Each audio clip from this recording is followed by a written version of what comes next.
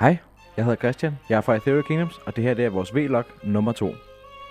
Vi har været så heldige at være en af de få bands, der har fået lov at spille live udendørs den her sommer.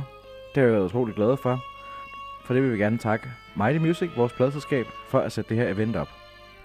Det var en fornøjelse at få lov at spille i Pumpehusets Byhave, vores første udendørs koncert, vores andet show med siddepladser, og på trods af at det ikke var helt frivilligt den her gang, at man skulle sidde ned, så var det stadig en fornøjelse at spille for. Det giver jo lidt en anden dynamik til koncerten, og vi har jo heldigvis prøvet det før til vores koncert i Udlejre Kirke, hvor at der også var sædepladser. Vi havde fornøjelsen af at spille sammen med Wayward Dawn og Chronicle fra Jylland, og vi er jo sådan et MacBook-band, der ikke spiller med kabinetter live, og ikke er så old school, så vi vil gerne give et shoutout til The Vision Ablaze, og sige tak for lån af basskabinet, ligeledes et shoutout til Vanier, og tak for lån af guitarkabinetter til dem. Uden dem, så havde det været svært for Chronicle og Wayward Dawn at få lyd igennem. I vanlig Ethereal Kingdoms stil, der må vi selvfølgelig have en lille øver for at teste det sidste teknik dagen før, aftenen før. Det er heldigvis noget, vi har prøvet før, så det tager vi ikke så tungt. Og vi fik det hele til at virke. Vi er begyndt at eksperimentere med at have nogle MIDI-styrede lamper selv, som vi kan synkronisere til backing tracket, så det både skifter min guitarlyd og vores lamper. Og det er en rigtig sjov ting at lege med, og især når det er bulder mørkt. Det var desværre ikke helt så mørkt i Byhaven, som vi havde håbet på, men på de billeder, vi har set, og det video-footage, vi har set fra koncerten, der synes vi alligevel, det har gjort en forskel. Okay, jamen her er jeg så i gang med at prøve at sætte op til at kunne programmere noget lys.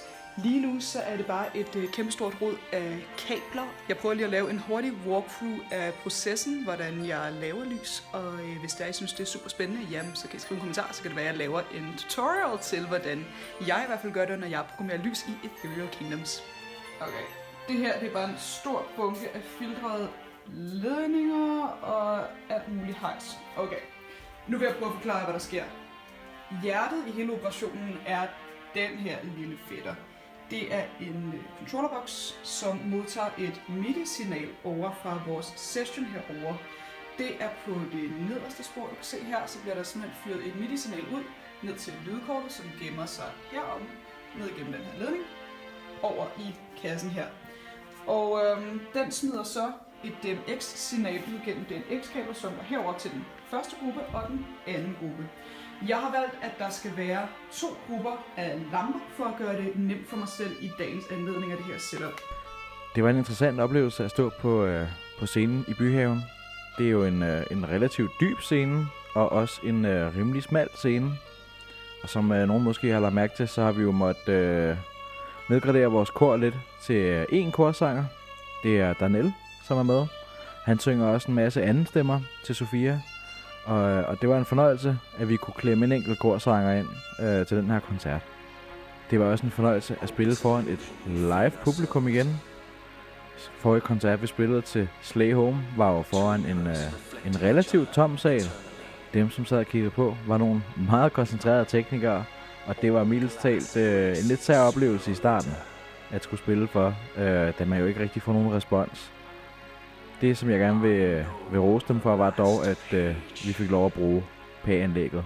Så det var den samme lydstyrke, som man havde i hvert fald noget af det gode live-koncert-feel, som vi alle sammen er vant til og godt kan lide, og lige for tiden savner.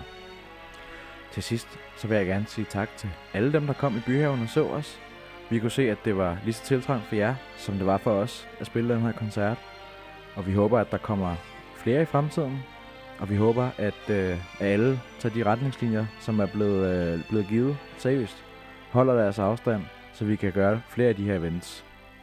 Jeg håber, I har det godt derude, og jeg håber, I passer på hinanden og på jer selv.